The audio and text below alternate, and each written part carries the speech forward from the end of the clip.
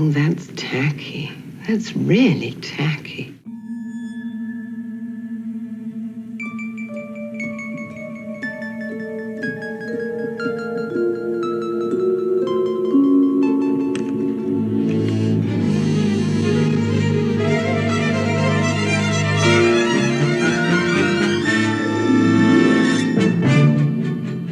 Welcome to Wake Up Heavy, the world's greatest horror movie podcast.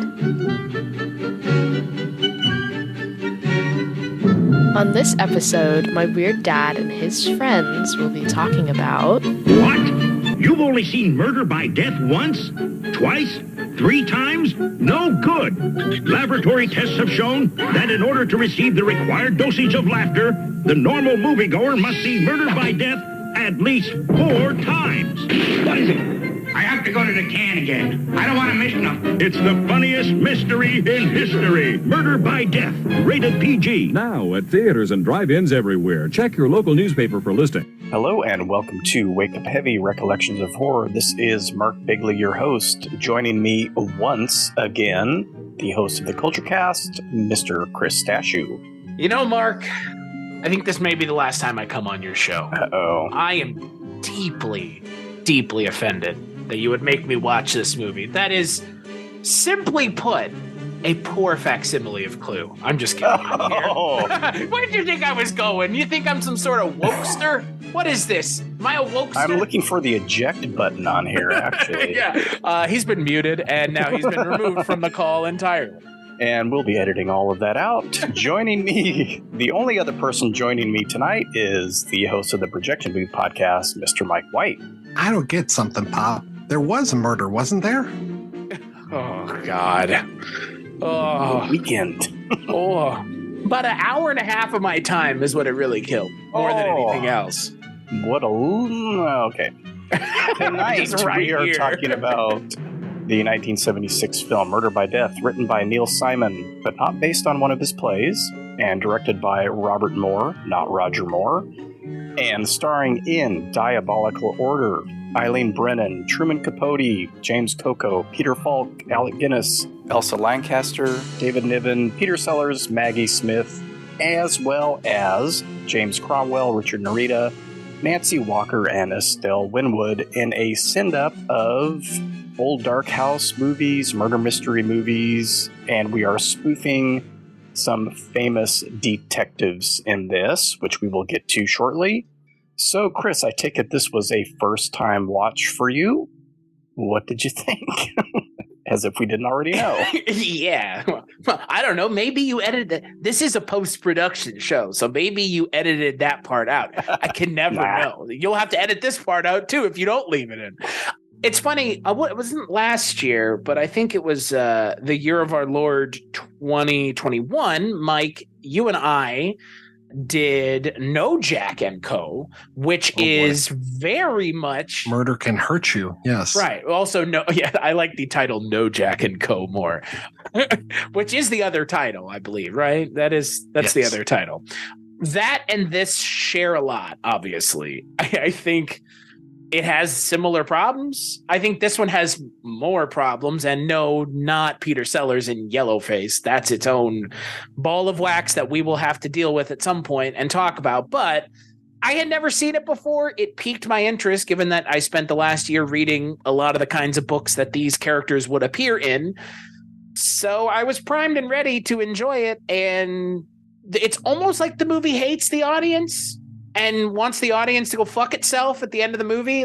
By the end of the movie, it kind of does what I mentioned, Clue. It kind of does what Clue does, but Clue actually lands that bullshit ending that this movie pulls. They have the same climax in a lot of ways. It's like, no, it's you, and no, it's you. And Clue kind of goes even further, but because Clue commits to it completely, I think it works a little bit better. I think this movie's okay. I can kind of already sense that there may be some nostalgia glasses here that I'm missing about the ability to enjoy and maybe even the perceived quality of said film. And Mike, how about you? Sorry, that was a long answer. What was the question? Wow. What's your experience with this film? Just want me to say it was good. I watched this movie, I think, when it was first out theatrically. I don't remember watching very many movies when I was super young, other than Star Wars, but I do remember Murder by Death, which came out a year before Star Wars. I would have been 4 years old at the time. I know for sure my folks took me to see it. I don't know if it was this original release or if it was a revival release. I remember really liking it as a kid. I would watch it on TV whenever it was on, and I still was laughing. Unlike Chris, I had a wonderful experience going back and watching this movie, and it actually caused me to finally watch The Cheap Detective, which was kind of interesting as well.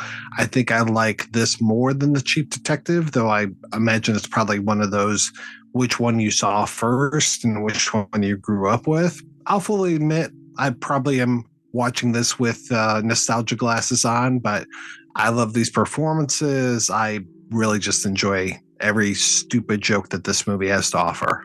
I will tell you that I was in a stage play when I was in high school that is very similar to Murder by Death, if not a direct ripoff of Murder by Death. Kind of like when we covered Arsenic and Old Lace. I was talking on that episode about a play called Anybody for Tea. There was a play by Tim Kelly called The Butler Did It, in which there are characters like Chandler Marlowe, imagine who that is, Louis Fan, who is a Charlie Chan copycat, and yes, ladies and gentlemen, I went in yellowface as Louis Fan for my high school play version of The Butler Did It. So I'm not proud. You're going to get Justin Trudeau style canceled, man. You can even see photos of me on my Facebook when I'm like 17 with this fake goatee, which is hilarious that I ended up with a real one, dyed black with like my black hair, yellow face, and white outfit with my little fan that I had. So there you go. That was the outing of yourself you were going to do? That was the outing. Yeah, that was me saying, yes, I played Yellowface, and I spoke in all the horrible broken English and was changing all of the L's to R's and R's to L's and just really overdoing it. Wow, Mike, you could have just left it and I did.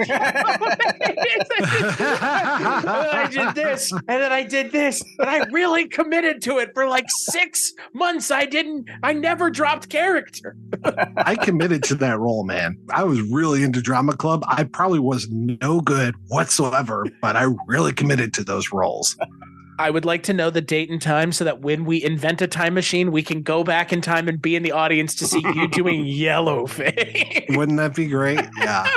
I would like to go back and see that myself. Right? Like, I imagine just like, oh, that performance. Oh, and then the racial stuff on top of it. God. Yeah. Saw this when I was young, but I didn't see it in the theater. I saw it when it played on TV. I'm not sure if it was when Peter Sellers died, because I know that the TV stations played Pink Panther movies, the Mouse That Roared thing, just everything that they could get their hands on to capitalize on that, of course. It might have been earlier. I know I had some recollection or some idea of who Alec Guinness was because of Star Wars, so it could have been shortly after that, sometime between when it was released and probably 1980. And would try and catch it each time it played on TV because I know that I really enjoyed this movie from the first time. I feel like I've watched it more than I probably did because it stuck with me. Like the first time I watched it as an adult was probably sometime in the last 5 years, but I remembered every beat of it and a lot of the lines. A lot of the Peter Sellers lines, mostly, because that probably appeals to a juvenile sense of humor more than some of the other stuff. But I hadn't seen it for decades, sometime between, probably the mid-'80s to the mid-2000s. I hadn't seen it, but I always remembered it fondly, knew it would be problematic going back to it, knew that when I showed it to my daughter and said, there's going to be something in here that wouldn't happen today, most likely. It would be handled a much different way. And it was because we watched Clue. She had wanted to watch Clue because I think some of her friends had been talking about it. Watched Clue. I didn't care for Clue. We can go back and forth on that, Chris. Which I totally also 100% get why you would not like Clue. 100% understand. And I said, you want to watch a good one of these? Let's watch Murder by Death. Whoa. Damn, dude. It happened to be streaming somewhere at the time, or I had maybe recorded it when it played on TCM within the last year or so before that. And I can't say which one she likes more, but I know that she has watched it with me numerous times since then and has watched it the 2 times that I watched for the show. So obviously she enjoys it well enough.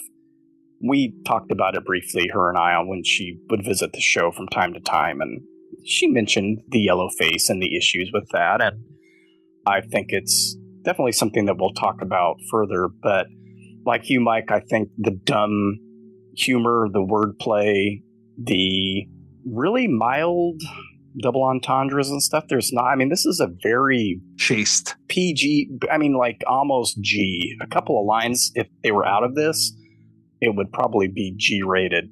There's just a little bit of sexual innuendo and gay baiting and homophobia and things like that. Well, maybe it isn't so close to a G, but it is pretty tame, and probably didn't have to cut a whole lot for TV when they showed it.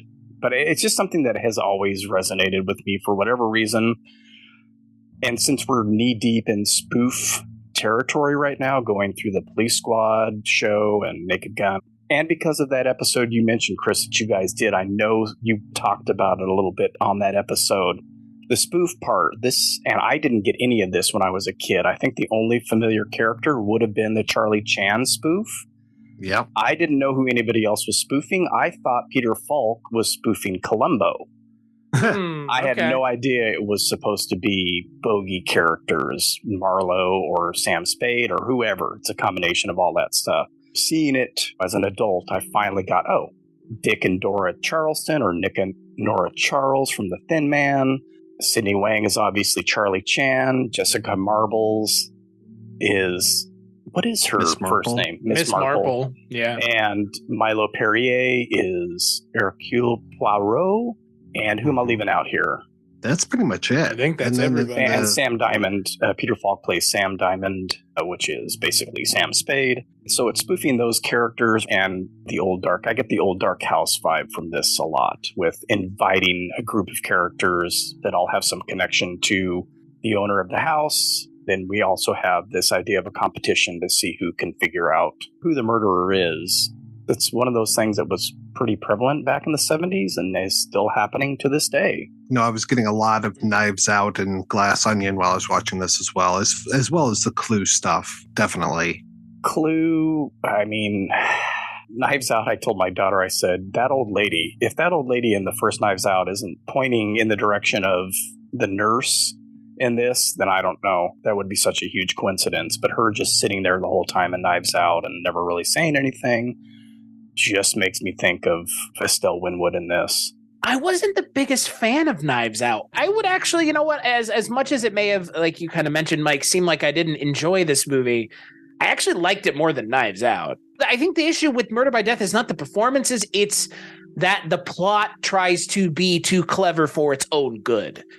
And I think even if you enjoy this movie, you could like 100% like agree on that. Because I think that's my biggest issue with the movie is I really don't like when movies kind of waggle their dick at you, as it were. You know what I mean? It kind of feels like it's like, meh, I'm so smart and you're so stupid. And it's like, you can land that if you do it right. Like the performances in this movie are fantastic. This is better than Murder Can Hurt You because the characters that they're playing, they have less characters in this movie than they do in that one. And in that one, it becomes so crowded that they just become one-liners as opposed to fully kind of formed characters. And in this movie, these, for the most part, they're all pretty well done. James Coco, I think, more or less steals the show throughout. But if we're talking kind of like this canon of these kinds of things, I think this is the best one of these kinds, even including more contemporary ones. When you crowd these movies with like 30 different people in an ensemble cast, it doesn't give the movie enough time to give anybody anything to do. And I think this movie has the balance just right. I mean, this movie doesn't make any sense when it comes to the actual sense of it. I The whole think idea that's of the gag, though, right? Right, exactly. Yeah. Exactly. Alec Guinness, spoilers, not being blind, but playing all those scenes as a blind man, him and Nancy Walker not even existing, that she's supposed to be a mannequin. It doesn't make any sense, but it's funny. It's far enough away from when you see Nancy Walker, it's far enough away from him playing the blind man that it's like, oh, okay. And you kind of forget about that stuff. And then when you do remember, it's like, well, that it's just funny because it doesn't really make any sense that he was doing that anyway. Do any of them exist? No. Does Truman Capote exist? No, because he pulls Alec off Guinness his face exist? and yeah. So No, none of them he's exist so but many Nancy different Walker, things. right? Yes, exactly. Okay. Yeah, and I really like that reveal scene where you can see in Alec Guinness's body language the way that he's changing, because they keep talking about these different characters that he's supposed to be. Oh, you're actually this, and no, you're actually this person who killed this person. No, you're actually this person who killed this person and this person. And that he just keeps changing his body language because he doesn't have a whole lot of lines during that, as it's all of the detectives giving, the true story of who this character is. I think the best thing about that scene is all of the ways that they describe what happened are kind of hewing close to the expectations of how their stories normally play Right. out. And then you have the Truman Capote, not Truman Capote character, even needling them further about those specific, plot twists or ways that their stories end up, like with Miss Marple, the whole you're withholding clues thing, which is, it is totally That true. was good. It's Yes. really, I will say, and I know that it's mentioned in doing some research about the movie, I will say Sherlock Holmes should have been in this in some capacity. Yeah. It's such a massive apparent spot that they're missing, and this would have been way beyond public domain. Like I know that there's a deleted scene and everything. That should have been not a addition to, it should have been a primary part of this, because if you're going to do a movie about these kinds of characters, you can't forget the character that started it all. I really wish that I would have been able to see those deleted scenes. I've never seen those. I didn't even know they existed until this last time watching the movie and then going to IMDb and being like, really? Oh, I never knew that these things existed. It says they're on the in the TV edit, and I'm thinking, I know it's been decades since I last watched it on TV, but I don't remember any of it either. That doesn't mean I didn't see that version on TV. It seems like those were added back to pad the time. Yeah, I don't have any recollection of them either. I don't know. The only thing that I think would bother me about the addition of Sherlock Holmes would be more of an anachronism, because these are all 30s and 40s characters. I don't know how old the Agatha Christie characters are, but when I think about the movies with them, with Miss Marple or Poirot, and even though the movie is supposed to take place in a contemporary time period, it harkens back more to the 30s and 40s than anything else. And I don't know, Sherlock Holmes to me is quite earlier than that. I think that could have been part of the jokes, though. I think that would have been the easy direction to go with the jokes, is kind of, playing into he doesn't understand any of this. Right. I would be inclined to agree with you, but this is a movie about not characters from TV or film, about fucking literary characters.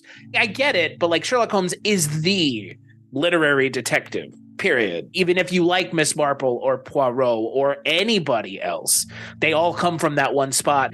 Even to leave the cameo out is weird. This is the one time anybody ever did anything like this. Just leaving that out feels like a missed opportunity, but everybody else is so good that you kind of just don't care. It would be nice to see them pass him at the end. That would be a good end joke. Yeah. Let him go ahead and figure it out for himself. Right. The stories of Sherlock Holmes were taking place. They were Victorian as far as I remember, but I thought that they were close to like the turn of the century. So not that far.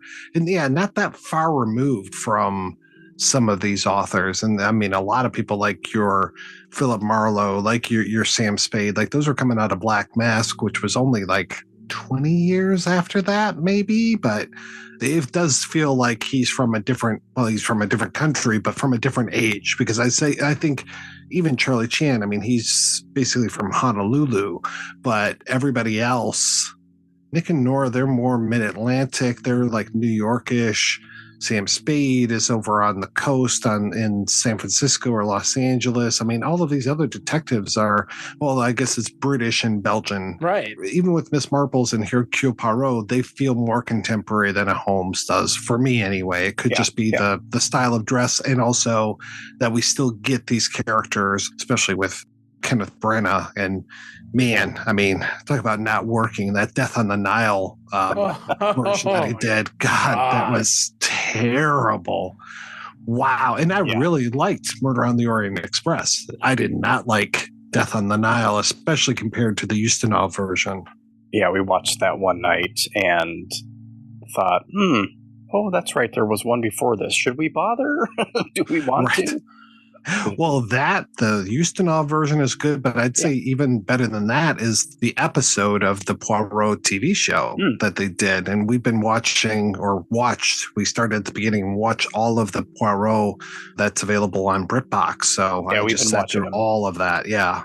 David Suchet is Poirot. Like, he's really good. Kenneth Branagh with that ridiculous mustache. Oh God, yeah. And its origin story. Yes. They should do a parody where every time they cut back to him, his mustache just gets larger and larger to the point where he's just a mustache with arms and legs. He was 6'1", mustache. That's a really big mustache. That'll be in the new Zaz spoof on these. His ever-changing mustache. Well, that's the thing I was wondering. Like, could you do something like this now? I mean, are there ubiquitous enough literary characters that this is a thing? Like, I think what's really fun about this movie is it came out at a time and place where you could do this. Like, now, what are you going to do? Like, get all the characters that have all their adaptations already? Like, most characters that are detectives, I know that some people might take umbrage with this, but Jack Reacher's a detective.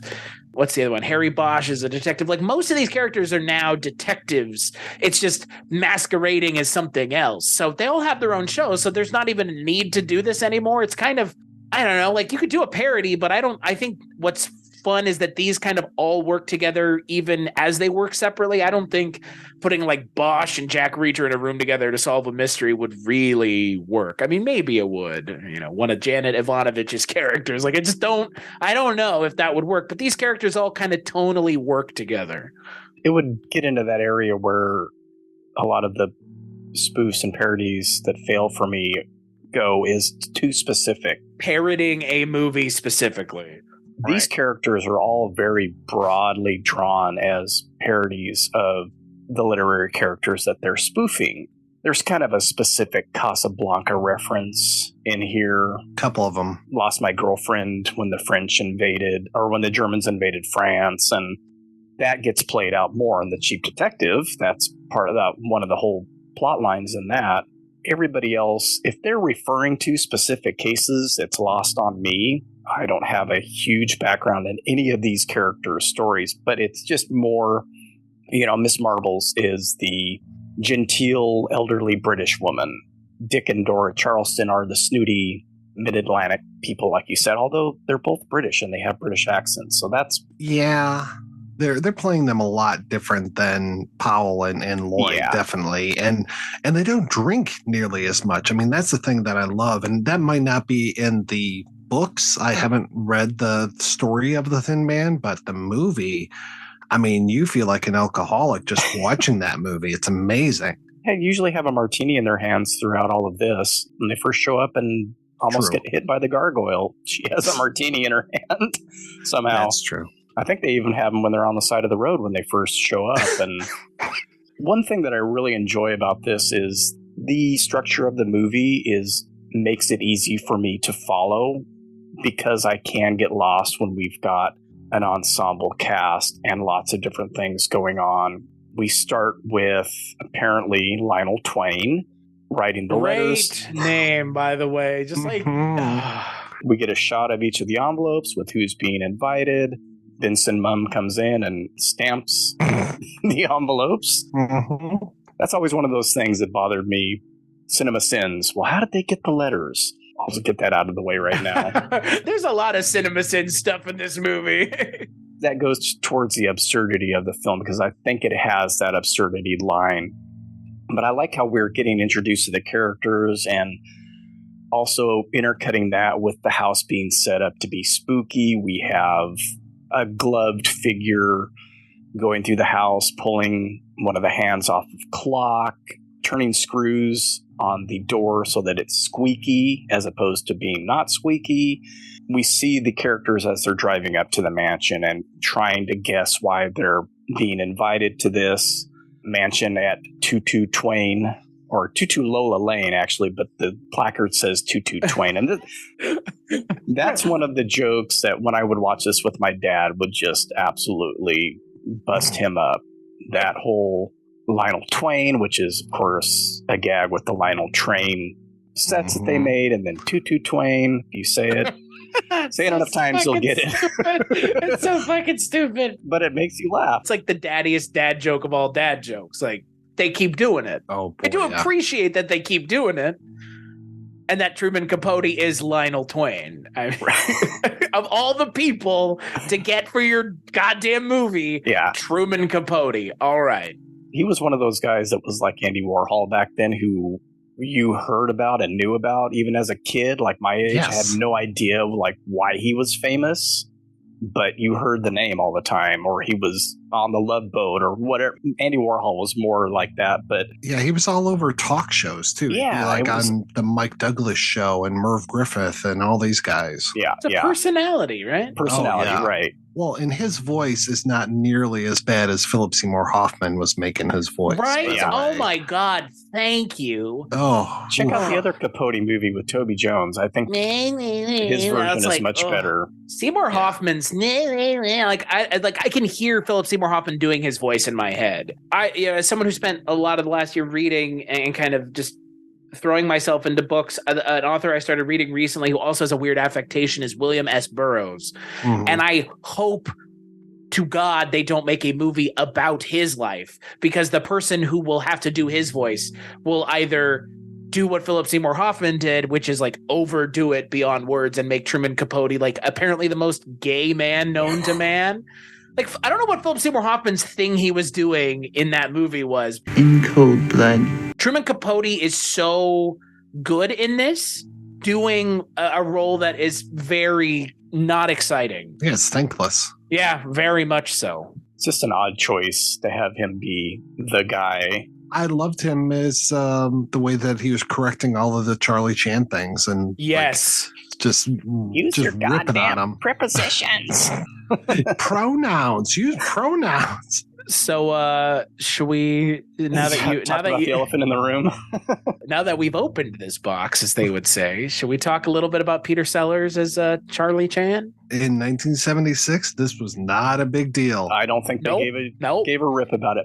Tony Randall, Christopher Lee. I mean, this was quite a thing, man. White people playing yellowface. 16 candles, deal. Man. I mean, What? 16 candles? That was not yellowface. I was being facetious. I'm talking more about the way that Asians are used in media, period. Oh, boy, yeah. I mean, again, like, the yellowface is bad, but it's not just the yellowface, right? It's the yellowface is the English. It's the everything. Like, he's playing him exactly the way that he was played. I mean, maybe a little bit more than the various versions of Charlie Chan that had been played over the years. But even those Charlie Chans it was the same fucking thing. It's like you get an Asian person as the son, and then you take this white actor and you put him in yellowface, or, it's black and white most of the time. So who cares? And they were always like British actors that were doing this. So it's just another in a long tradition. I mean, it's not as bad as Peter Lorre when he played Mr. Moto. But the thing that really got me was that they can't decide if Charlie Chan is Chinese or Japanese because they keep vacillating between the two. I mean, this is not nearly as bad as, speaking of Truman Capote. Yeah, Mickey Rooney in Breakfast at Tiffany's. I mean, obviously, Mike, like you said, this is the character I think it could have worked, and I think it would be more, again, this is how you would do it now, like they did in Tropic Thunder, right? Where it's like, we're sending up the people who do this, less what it is. It's more about the people who think that they are so in tune with things that they can do this and it's somehow okay. That's the right way of doing it. This is a completely different way of looking at it. At the same time, the fact that he's more or less playing it straight, I think does kind of work. It is offensive, but he is more or less a white, like you said, a white man in yellow makeup, which is what it was. Like that's what it was when they were doing it anyways. So, by the way, I have to apologize. The two actors that I know the most for being Charlie Chan were Warner Oland and Sidney Toler, and they are both Americans. They're not British. So I think Peter Ustinov also played him, and Ross Martin, our friend from Suitable for Framing from Columbo. All famous Asian actors. Yes, all famous Asian people. To my point and to your point, he was never played by an Asian actor. So I take it as that's not the joke here, but that's what they're going for. Right. They knew. They're not fucking stupid. They knew that's what this was. The only time he was actually played by an Asian person up to this point was Key Luke actually doing his voice for the Amazing Chan and the Chan Clan Hanna-Barbera cartoon. Hey, at least they had the sense to have an Asian actor do the voice. Yeah. I was thinking about this earlier because I knew it would come up. There are a couple different ways to go around this, and one of them could have been he's in makeup playing this character, and when like he and his adopted son are in their room together, he's out of character. That'd be nice. Yep. Or even have an Asian American actor. James Hong was working at this time. Have him play the character with the broken English in front of the other people and in his room with his son, adopted son number 3, be like, Dad, why do you do that? That's what they expect of me. Nobody's going to hire an Asian guy that's smarter than them, that they think is smarter than them. Oh, God damn it. I want this now so badly, Begley. You son of a bitch. How could you do this to us? You made this movie lacking so hard now because it would have been so much better. Just that little turn. Either one of those would have been pretty easy to do. Oh, my God. Yeah, and for sure. Of course, if someone turns this on after listening to this episode or whatever, I always post it when I watch it. If someone decides, I'll give this a chance, and they stop it 5 minutes into the movie because they see Peter Sellers in that makeup and with the teeth and the eyes and the yellow makeup and the broken English, I wouldn't fault them. But it's like the other actors that you've mentioned that have played this, and do we stop watching all these movies because of that, or do we have a conversation about it? And full well knowing that it wouldn't happen today unless it was. That's the other thing I have in my head when I watch this is the Tropical Thunder bit with Robert Downey Jr. Not that that's what they're doing here. I see it as they're taking that history of the character and playing with it here. He's not the butt of any jokes. I mean, Sam Diamond says offensive things to him because that would be his character, to be insensitive to ethnic groups, right? Calls Poirot Frenchie at one point. Calls him Frenchie, says I'm not a Frenchie, I'm a Belgie. Belgie. She goes backwards on a couple of times in the text of the movie. He's just as smart as everybody else there. And they lambast the broken English. Use your goddamn prepositions, use your articles, use your pronouns. Truman Capote. Don't try to tell me to use pronouns. Yeah. Jesus never used pronouns. Yeah, my pronouns are he because I'll never be him. What was what I heard the other day was my pronouns are like chocolate, they're Hershey.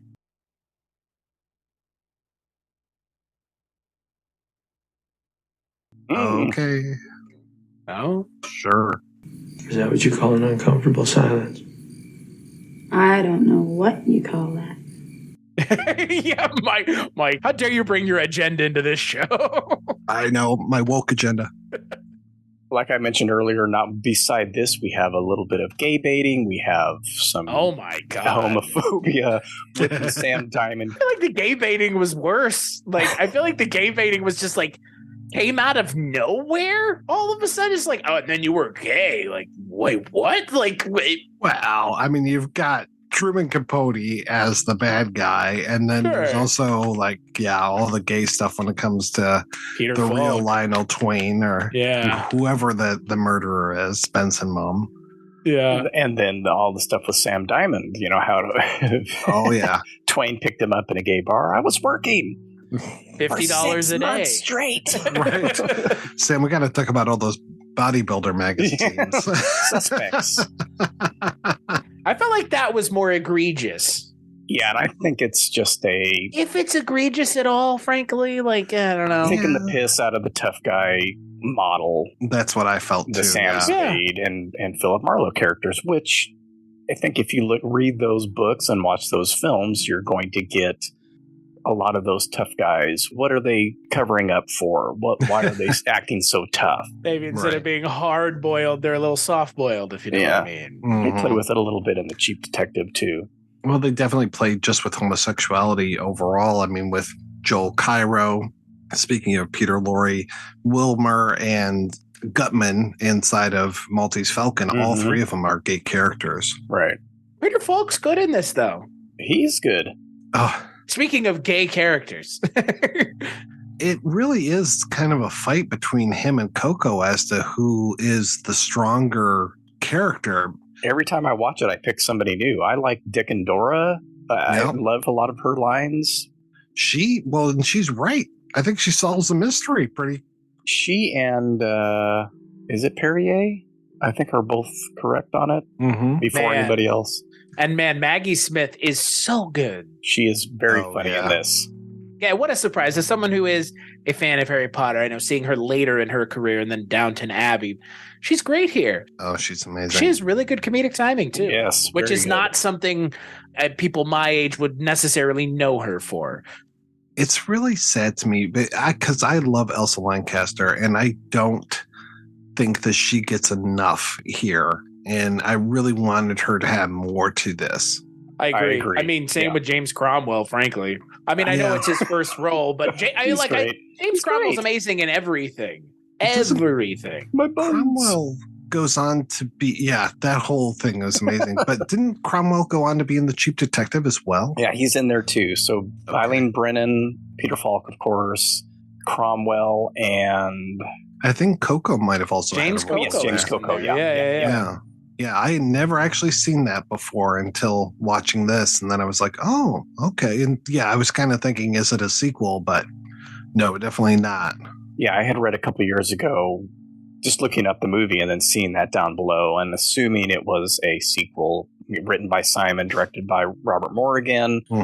These 4 or 5 people from the movie are in there, but no, it's more of a real spoof on those Marlowe. A Bogart, actually, I should say, because it's Casablanca and the Maltese Falcon. The Madeline Kahn character, Miss Montenegro, how every time she shows up, she has different names and just keeps lying and lying and lying. And that was a good bit. I mean, that really, was very Mary Astor. Yeah, I liked talking about Bogart in Murder by Death, the whole you know how to whistle, don't you? And she's like, yeah, of course I do. You just ruined it now. You ruined the bit. You know how to whistle, don't you, baby? Certainly. What do you mean? All right, never mind. Forget it. You ruined it. Like we were talking about with Maggie Smith, what does she say?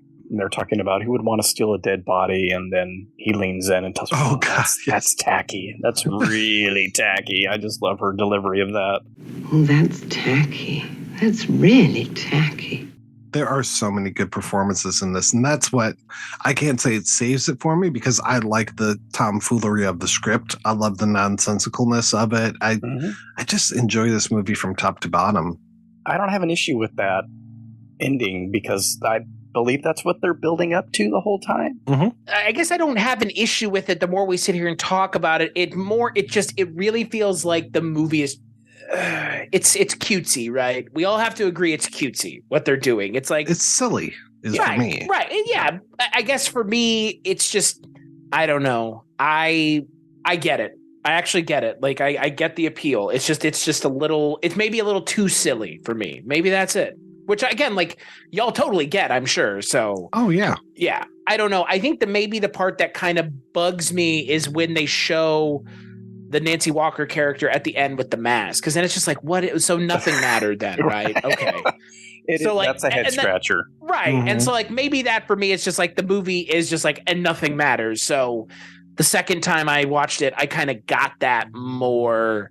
I understood it more. But again, I think the ending of this and Clue are very similar. I think this just kind of goes in a more absurd angle. Clue wants to give you an answer to that question. This movie is not really interested in solving the murder because, like you mentioned with your quote at the beginning, Mike, there isn't one unless he's killing himself. Which is what I guess they kind of even say that at one point. They're like, oh, he could have killed himself. And it's like, well, I guess kind of did. Part of it is, what age were you when you saw Clue, Chris, the first time? 12.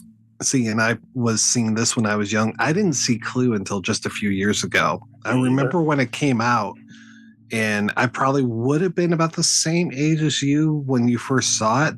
But I just remember the whole controversy, quote unquote, as far as if you go to see it at a movie theater, you might see this ending or this ending or this ending, that weird gimmick that they were doing. Right. And it wasn't until it hit home video that they put all the endings on. And I was just like, I don't want to go to a movie theater. And I don't know if that's even true. If they did have different versions at different theaters. They did. I believe so. I was just like, that's real. Yeah. I was offended even as a kid. I was just like, well, I don't want to go to a movie theater and see one ending and then have to go rewatch the entire film to see a different ending. I'm trying to think of another gimmicky type of thing that they've done like that recently. And I'm just like, yeah, no, I'll wait. And it was before home video was really even a thing. And then I just waited forever and I kept seeing those gifs of Madeline Kahn, just fire flames, all that. And I'm just like, I have to see this movie now. And then that cast, I was just like, oh my God, why didn't I ever see this before? I mean, Tim Curry is freaking amazing. And then Colleen Camp, holy shit. As a 12-year-old boy, I really would have liked that movie. Yes. And that's the thing. I mean, you beat me to it. You're completely right. You know, I think if I had seen this first, I would feel probably the way you feel about Clue. Mm-hmm. I would feel the same way.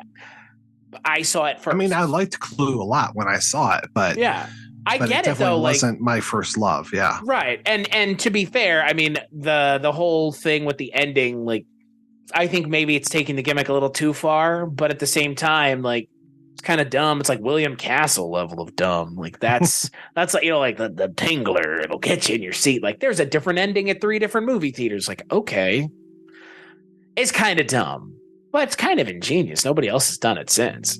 That's an infuriating cheat to me. This movie cheats at the end, but that at least it's one.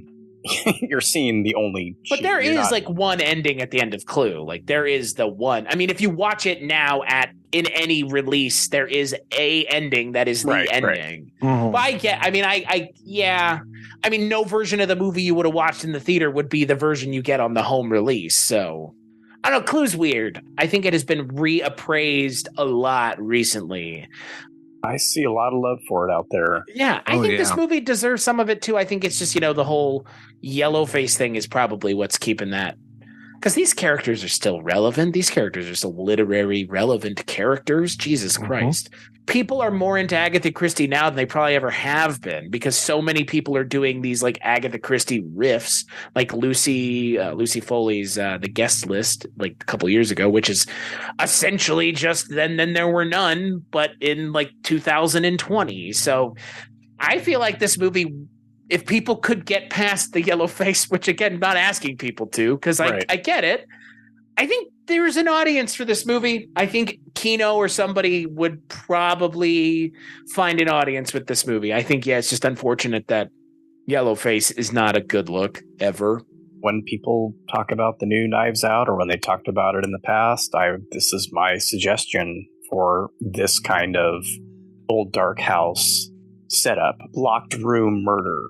Right. I mean, that was the Sherlock Holmes thing, man. Let's, how did this happen in this house? Like, or on this island. That's a big portion of the second act of this movie is them trying to stay in that one room so that they can avoid one of them getting killed, and then they keep getting pulled out, and of course that's when the murder happens.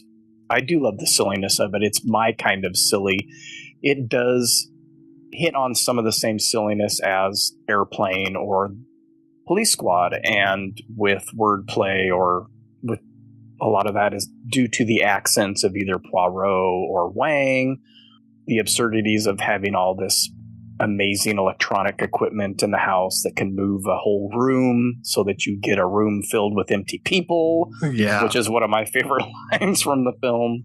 Room filled with empty people. And they have a weather machine, too. The weather machine. I love all the eyeballs poking out of paintings and the moose head and that stuff, just for whatever reason. And if it's nostalgia, that's fine. But I have seen movies that I saw when I was a kid that don't work for me anymore. This one still works. I like the jokes in this. I think the jokes land more than they don't. Other than the frustrating ending, it's still really fun to watch. Cheap Detective, I don't know that I'll go back to that. It had a lot of the same kind of humor, but it was a little too specific and had a lot of different story threads, too many story threads. It seemed like a lot of it wasn't fleshed out, but I know that I will return to this movie annually, if not more.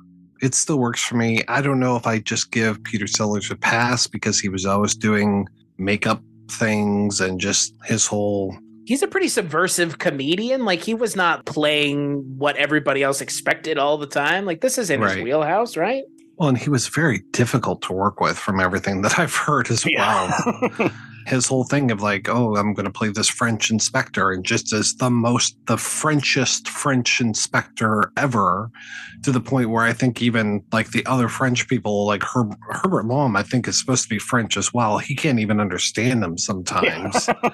Putting on makeup, doing different roles, all this kind of stuff. I'm surprised that it wasn't him doing every single detective role. It was kind of a coup having him and Alec Guinness in the same movie, since they were kind of known for the same thing between, what was it, the Lavender Hill Mob, where Guinness played like 7 or 8 characters, and you get Dr. Strangelove, where he's playing at least 3 characters, Peter Sellers that is, and I think he would play multiple characters in multiple things. I think the only person that was missing was Jerry Lewis, and now Eddie Murphy, who also really loves to do that stuff.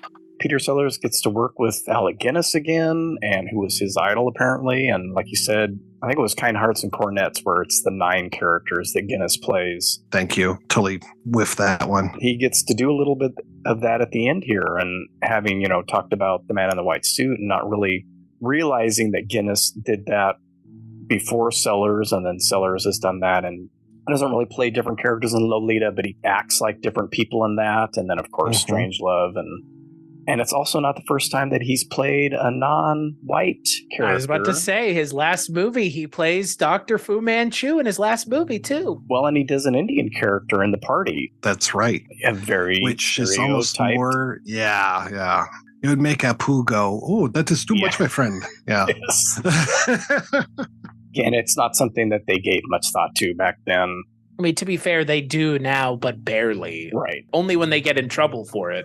Because they still don't cast actors that are Middle Eastern in a lot of movies, like Black Adam. Well, look at Naked Gun 33 1/3 that we just watched. There's still that low-level racism throughout the film. Right. Yeah. So. It's not, it hasn't gone away. It's just you can't be as overt as you used to be. That's kind of all it really feels like. I walked away from this movie wondering, was the Peter Sellers performance the only thing keeping this movie from being Clue level loved? I don't think there's anything else, because this movie is more or less, even with it being a little too silly for my taste, it's still a fun movie.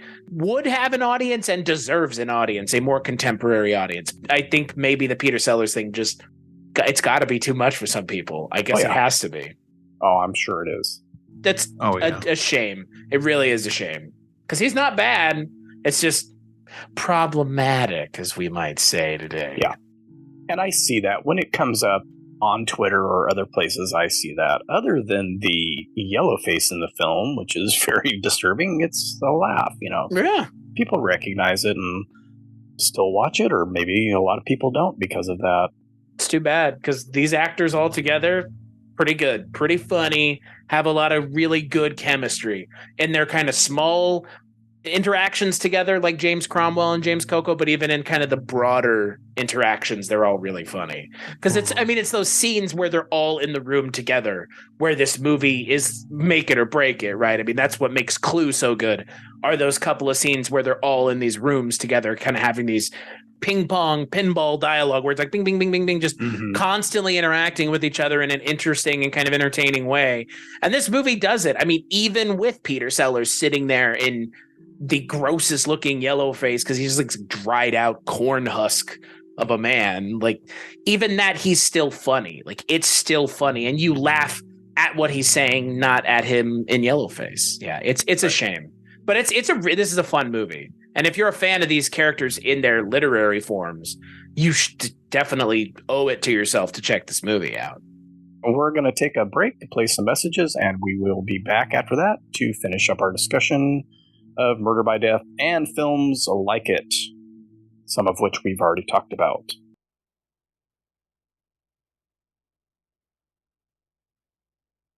All right, we are back and still talking about Murder by Death. And so what are some other murder mystery spoofs?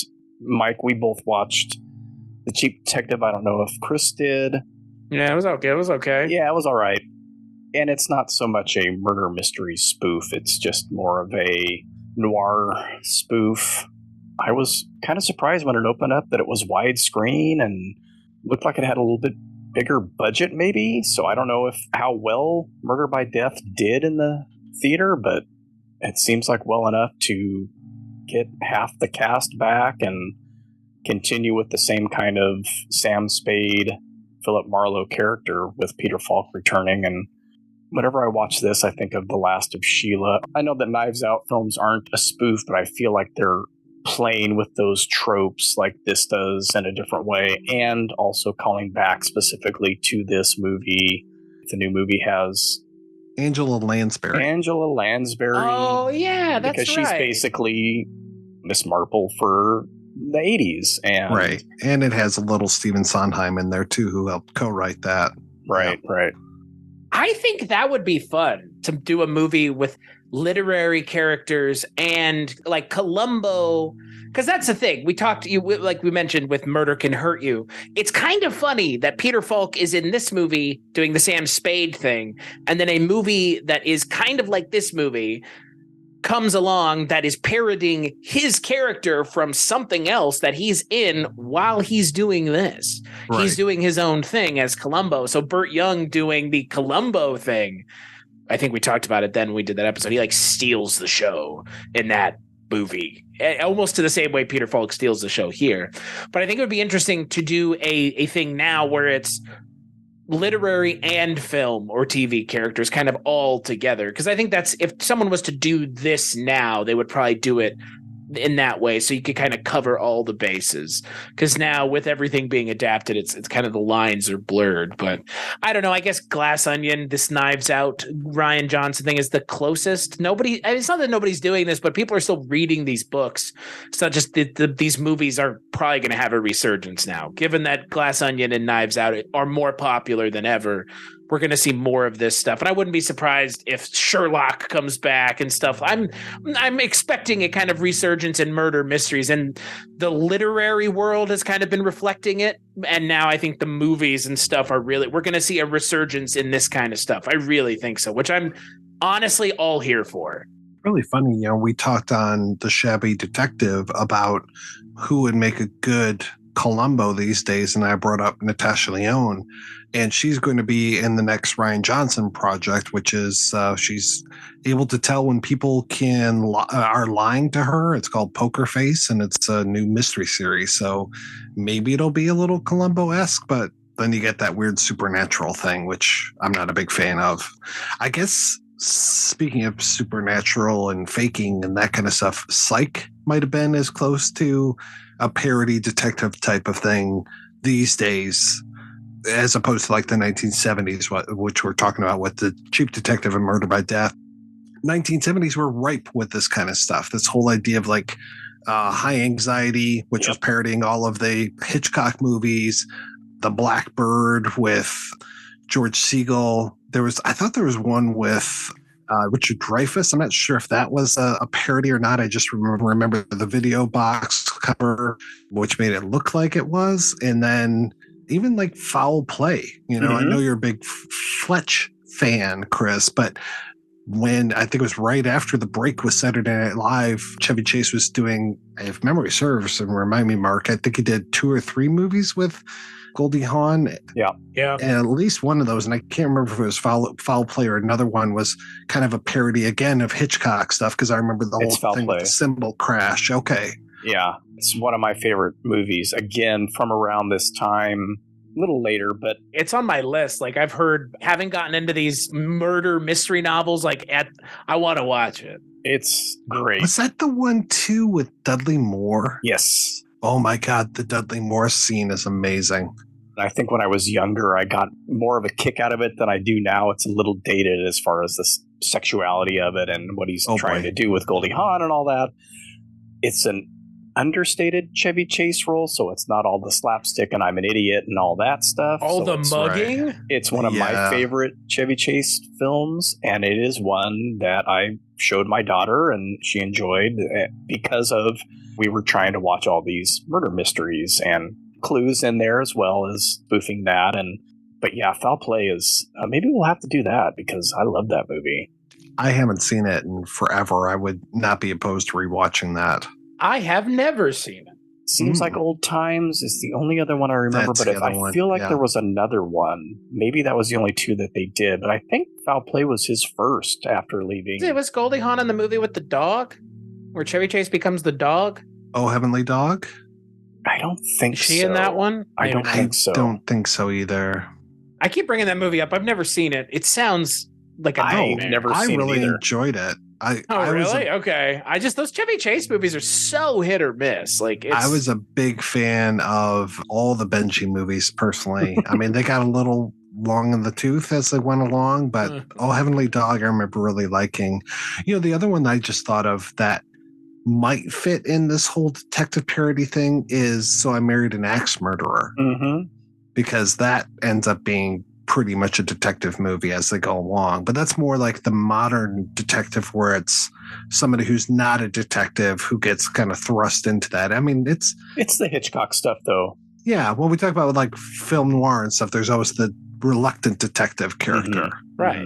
Yeah, that's what I was saying. Like, Jack Reacher is a detective, like he is. You don't want to call him that because maybe it sounds a little pastoral and a little pastiche, but whatever. He's a detective, just like Sherlock Holmes was. And like I said, I spent so much last year. I probably spent half of the year reading these kinds of books, and it's just I wish there was more of this stuff in cinema because it does really feel TV is where a lot of it is. The cinema needs more serialized murder mysteries outside. Because again, like I know why it's popular on TV because it's so easy, but maybe I'm complaining and Knives Out exists, so that's on me, and it's my problem that I don't like the thing that it is. So that Holmes and Watson movie, great example of it's perfect. Oh boy. Pitch perfect. The fact that Will Ferrell is playing Sherlock Holmes, oh my God, just stroke of casting genius. I didn't have the guts to watch that one. I can't even tell if you're lying or not. I saw it in theaters. Wow. And you actually liked it? I don't remember anything about it. There's one good joke right at the end of the movie that I did laugh at. It's kind of like what they're trying to do here. They're trying to take some characters that everybody knows and do something funny with them. But the people who made it don't understand the source material. And that's one of the things you got to be able to do is understand the source material. And I think Neil Simon understands it here. And I think that's why it's such a shame that this movie doesn't get talked about more. And like why you asked, Mark, are there other ones? Because this one deserves to be mentioned along with all these other ones that we're talking about. It just really doesn't. Yeah, you mentioned High Anxiety, and that's a direct Hitchcock spoof with very direct pulls from numerous films of his, and I enjoy that film for what it is. But if I had to choose between that kind of parody and this broader less specific, I'm always going to choose the broader ones, which I think is, again, why I prefer Airplane to the Naked Gun films, and even the episodes of Police Squad that we've talked about to the Naked Gun films. Third one that we're going to talk about in a few days here, that opening is a direct spoof of a 7-year-old movie, spoofing The Untouchables in that, instead of just a broad spoof of cop shows or cop movies. I just like it when it's broader and I can kind of fill in the blanks and say, okay, this is that. This is Agatha Christie characters. Got it. I don't need to know necessarily anything about a specific story. Just kind of roll my eyes when I see that done shot for shot of something that I already know, but with a fart joke in it or something. I don't know. And Mark Begley just wrote epic movie, ladies and gentlemen. That's the issue, I think, at least that I have with most of these kinds of parodies, is just, I watched Spaceballs last week. And that movie almost doesn't work for me because it's too goddamn Star Wars. Like, I wanted more Star Trek. Like, the stuff that they do in there that's not Star Wars specifically is the funniest stuff. Like, When Will Then Be Now, all the things about Spaceballs the movie, Spaceballs the merchandise. Like, there's so much good stuff in there. But when they do like the specific Star Wars stuff, it's just like, oh my God, I want to watch anything else but this. That's exactly how I feel. That's one of my lesser viewed Mel Brooks films because it is. I mean, I love Young Frankenstein. We've talked about, I mentioned Airplane, I think is the best parody. Probably overspoke on that. Young Frankenstein probably holds that spot. And we know what it's riffing as far as at least the first two Universal Frankenstein films. But the rest of it is so broad. Well, I think it's also telling someone like Spencer Parsons, who's been on your show plenty, Mike, and was recently on the Culture Cast talking about Frankenstein Unbound. He loves Frankenstein, and Young Frankenstein is his favorite version of Frankenstein. And I think that's telling of what that is, right? That it can be someone's favorite version of a story, but yet also is the parody version of it that I think most people would go to as the singular parody version of Frankenstein. Well, it tells such a story, and it tells a story that isn't told in the Frankenstein story. This whole thing of this man who's been haunted by his past, haunted by the Frankenstein name so much that he changes it to Frankenstein and all this. And just, it really takes you through this whole thing. And it's very solid. Like, even if it wasn't funny, it would be a solid script. Right. And then that it's funny and hilarious on top of it. I mean, oh my God, the Gene Hackman scene alone, so good. And it's even funnier because it's Gene Hackman, and it's Gene Hackman in 1976 or whatever it is. And it's just like, this is even better that this is in this movie. I went to see Bride of Frankenstein and I'm cracking up. It's kind of like trying to watch 0 Hour, right? I'm watching Bride of Frankenstein, and as soon as the old man comes on screen, I'm just like, oh my God. Oh, friend. Oh, yes, we'll have a smoke. And I'm just like waiting for him to like light his thumb on fire, Wait! Where are you going? I was going to make espresso. I didn't know for years that was Gene Hackman in that. Oh, God, for he's years. So good. Even though I saw his name in the credits, I'm like, who does he play? Mm-hmm. Couldn't recognize him. Didn't even recognize his voice. I didn't know he was in that movie, and I've only seen that movie once, so I think I should be changing. Oh, it is so good. You should be changing that. Yeah. Kenneth Mars as that inspector with the fake arm and all that, and especially when he's like cheating at darts. That's all in those movies. He is a character in, I think, Bride again. Yeah, it's done so broadly, and it goes to that absurd level with that. His arm getting stuck and putting his darts in there and all that and being used as a battering ram. It elevates itself above the original material. More so than something like High Anxiety, which is like birds shitting on me. Yeah, the bird scene is what really gets to me. I really just didn't enjoy that very much at all. There were a couple of things like the whole and this wasn't even a Hitchcock thing. It was a parody of Blow Up, and how he's like looking at that photo and the photos keep getting bigger and bigger until it's like even larger than life type of thing.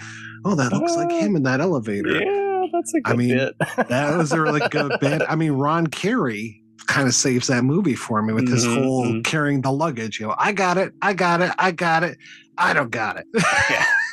Ron Carey, huh? Yeah. Ron Carey, he's in my favorite. I'm one of those weirdos that likes History of the World Part 1, which is getting love now. History of the World Part 2? Sequel is coming out. Yeah. I didn't even know was a thing. I saw a thing. And it was like History of the World Part 2. And I was like, wait, what now? But again, that's broad too. That could have been these weird, specific things. And it's just, it's the fact that if you know what you want to tell your story about, it's less of a deal to make it funny than when you're doing this thing that this Murder by Death makes a case for a successful this kind of movie that's very unsuccessful most of the time. Taking these characters and just putting them all in a room together, we have not seen very many of these movies be successful because the other ones that I've seen aren't. This one happens to be. Most of the time it's just a go as fast as you can through as many jokes, which is essentially most of these other movies we've been talking about. Most of them aren't doing 10 of the characters in a room together, all of them kind of their own parody in and of themselves. Does that make sense? They're all parodies of something in a parody movie. Most of the movies are just a parody movie with characters in them. So Murder by Death is, I think, a little bit more impressive, but there's only one or two of these movies that really exist. Most of the other ones are these big, broad, Mel Brooksian things where you've got 8 million different jokes that you're telling and you're trying to find a way to make them work with a plot. That's Spaceballs or Blazing Saddles. Yeah. This definitely has a plot. I mean, it's a tropey plot. I mean, it's the old dark house or then there were none. Right. A lot of it has to do with the characters being solid and the actors portraying them being solid as well. And from what I've read, all of their they should have recorded their rehearsals because it was such a laugh fest. Oh, yeah. It's apparent that they had at least a decent amount of time to rehearse because the timing in this, and part of that is the editing of the film, but the timing is just spot on. They all feel like fully fleshed out characters, which is just the most impressive thing is that they're all fully fleshed out characters that all work really well together. But again, because one of those characters is who they are, that's the ultimate downfall of the movie. Stop talking about the nurse. I can't help it, man. I can't help it. Stop talking about the old lady, you people. Yeah, right. Man, that's one of the better jokes in the movie that they just kind of use right out of the gate with the, oh no, I'm Mrs. Marbles. Oh my God. Yeah, it's fantastic. Yeah. It definitely got me the first time I watched it as a kid, and I think it even got me on my repeat viewing 5 or so years ago. She's really old. Oh wait, it's not her.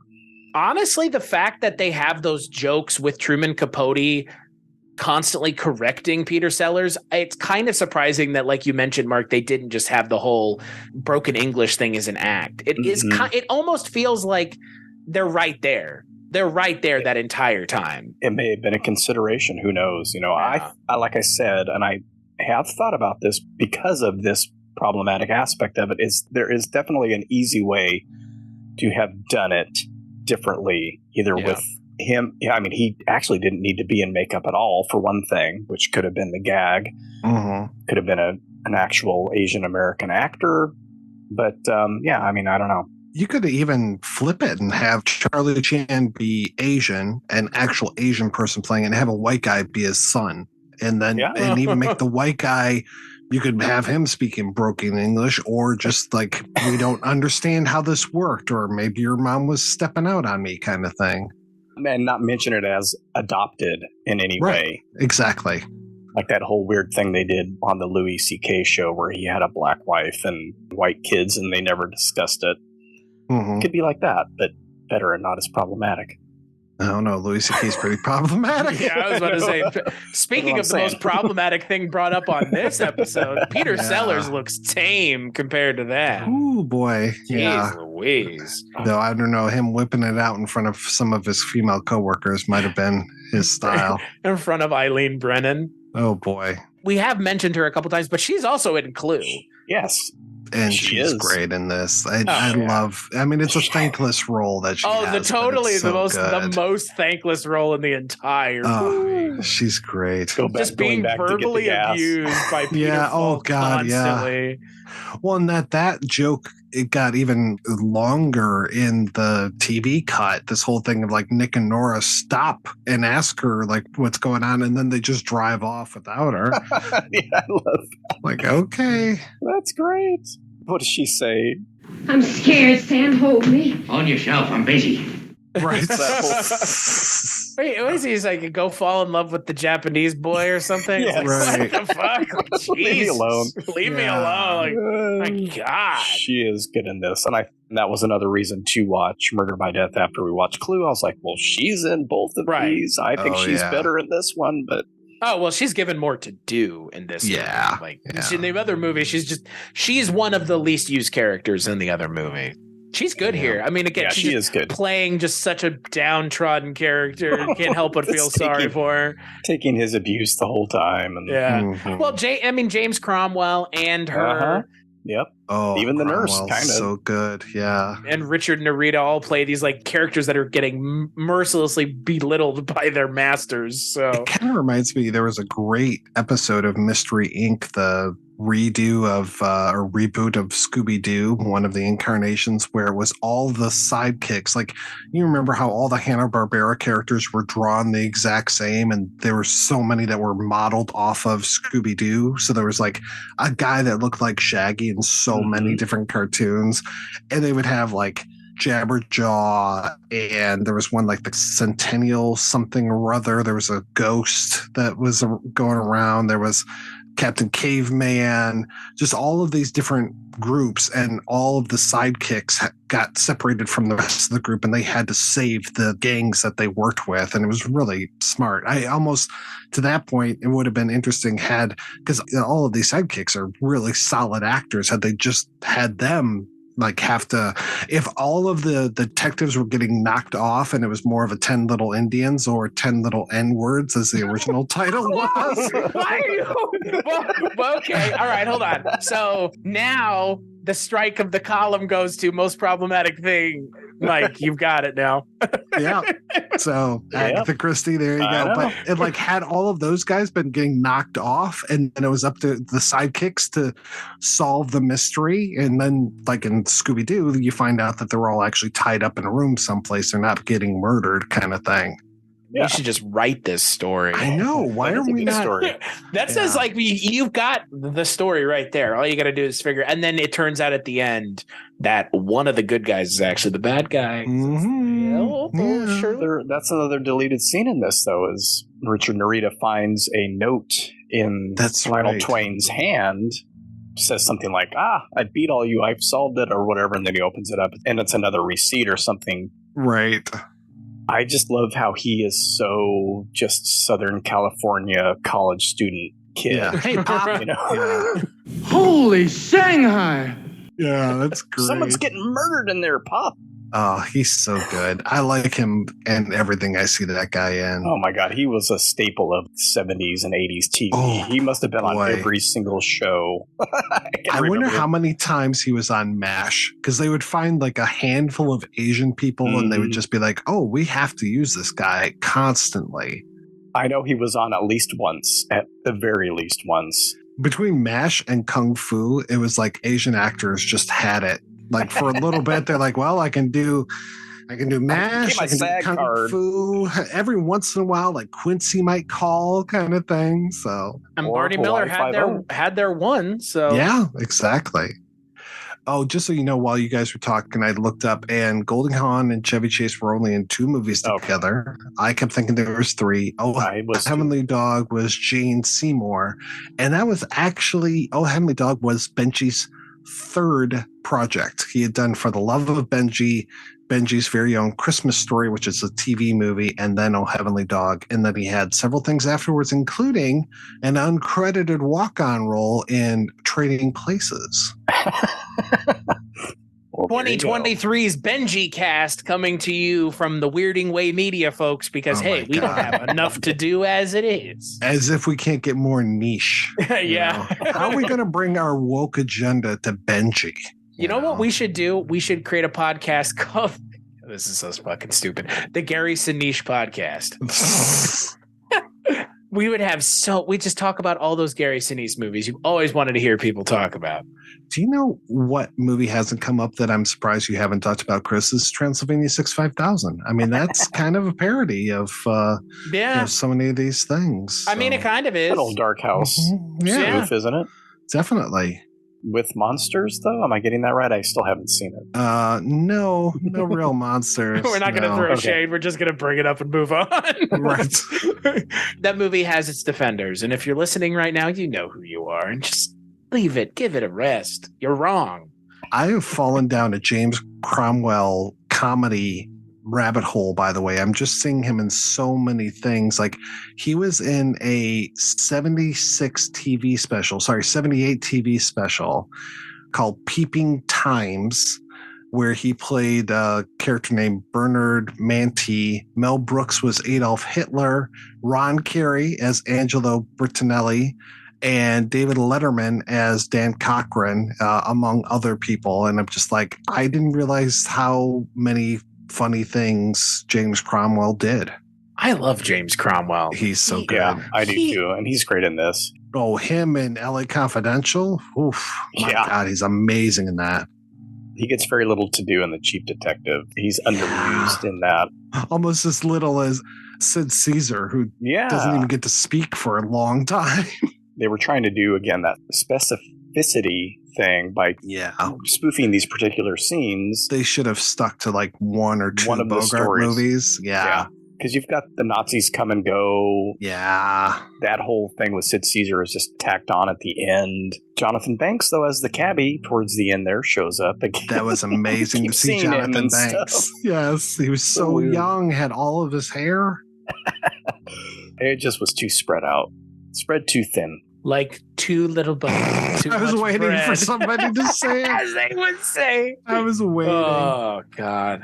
Yeah.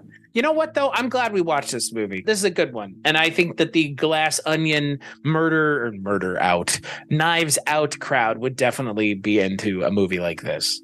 Even with some of the more, quote, problematic, unquote, things that it does have, I think this movie would still really be a lot of fun for a certain group of people that are still getting into these things. I mean, Columbo is super popular now. So if something like this couldn't be right in their wheelhouse, I don't know what would be, but people are really into murder mysteries again. So I'm pretty positive he says it's one of the inspirations, at least for the first film. I'm sure quite a few people saw it when that one came out. Now that the new one's out, I'm trying to get the word out myself. Rian Johnson can't make a Star Wars movie to save his fucking life, but he can make a murder mystery movie that a lot of people really liked. Oh, yeah. I like the first one.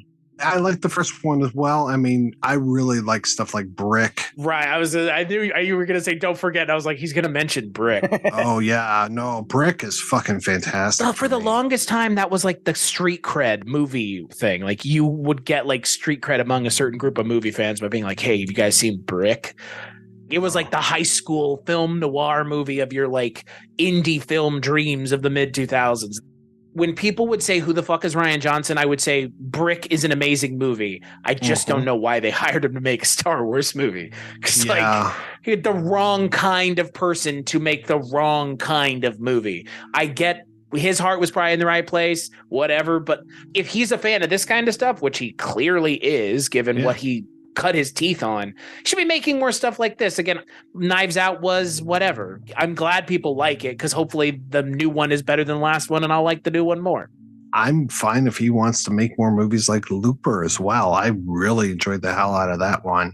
Rian Johnson is better suited to stuff like this, where the expectation is to subvert your expectations. Like Murder by Death, the ending of the movie subverts your expectations for what the movie's trying to do, which is why the ending didn't really work for me. And Rian Johnson, in a murder mystery, you have to constantly be subverting your expectations. That's what twists are, right?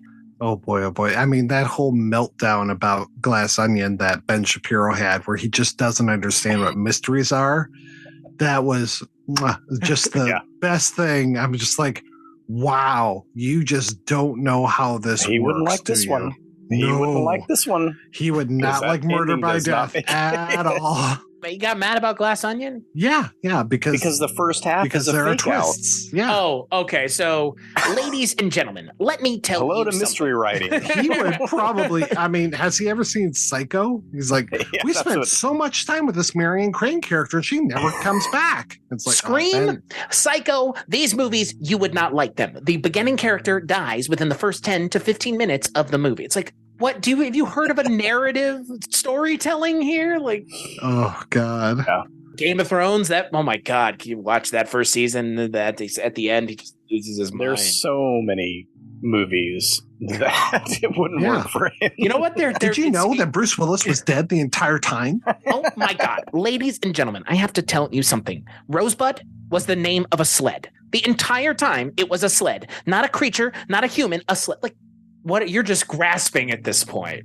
If you want to get offended, there's plenty to get offended about when Peter Sellers has yellow face on. But don't get mad that there's a fake out in a movie, because don't watch Saint Elsewhere then. Oh boy. Ben Shapiro. Mother of God. Oh yeah. That's the most egregious example. You want to get mad about gay baiting and everything else, fine. But like getting mad about people's narrative choice is just, God, whatever, man. Ugh. Alrighty. Anything else about Murder by Death? Check it out. Kino or somebody, take a chance on it. I want to say it got a release in the last couple of years, but I could be wrong. I didn't bother to look that up, but I want to say either it did or is going to. Well, they haven't asked me to do the commentary, so I don't care. Mike White, who Mike, they might now know that you've done self-professed yellowface. They might. Yeah, Shout Select.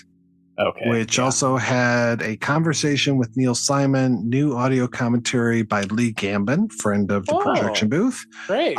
Theatrical trailer photo gallery does not say the deleted scenes or scenes for television, unfortunately. I would like to see that. There's no alternate cut either, huh? No, those scenes are out on YouTube. I actually put one in the chat. So okay, I'm going to check those out. I should have thought of that earlier. I always forget to do that.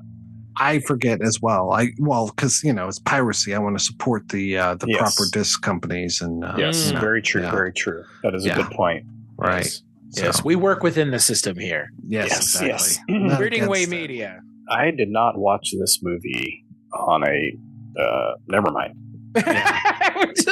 just out ourselves. Right. So when I always have to cut comments about my out, so I'm going to force you to do it now. Oh boy! Everybody always brings it up. All the Chris I try not to. But I do. And I always have to cut that shit out of my show. So here you go, Mark. You get to cut this out. Remind me to tell you about the other day after we're done recording. I can't wait. Boy. For future Mark, this is where you can stop cutting. I'm leaving all this in. So, when you're not talking about murder mysteries that confound you, Chris, where can people find you? You can find me along with a whole raft of things over at weirdingwaymedia.com. That is the podcast network that, this lovely gentleman here, Mike White, and I created to, house all the stuff that we work on, including this show right here that you're listening to, right, Mr. Bagley? What? Yes, I like how Mike waved to the audience there. That was yes. Cute. Well, but when Chris is like, this gentleman, I'm like, is he pointing at me? And I pointed at Bagley. This guy right here. I don't know who's situated where, because Mike's down here and you're over here. Anywho, how about you, Mr. Mike White? I'm on that raft that Chris was talking about of shows. I'm there. And I'm riding the raft down the rapids and rapidly coming out with new episodes of the projection booth every single darn week. So catch me at weirdingwaymedia.com or projectionboothpodcast.com. And you can find Wake Up Heavy on the weirdingwaymedia.com website as well, wakeupheavy.com. You can find me at Wake Up Heavy on all those social media sites. Speaking of shows on weirdingwaymedia.com, you can check out our new 10-week limited series show on Police Squad, which is available now and will come out weekly for the next 8 or 9 weeks after this. Thank you, everyone, for listening, and have a good night. You need a catchphrase. Well, I actually do. I forgot it. What was your And don't forget. And don't forget to wake up heavy. I already told you I'm ready to go fuck your mother. Yeah, there you go. Bing. Bang, pow. Oh, I wish I was big just once. Henry, you saw him. You tell him. No, you said funny. Anything can happen when you wake up heavy. Ho, ho, ho, ho, ho.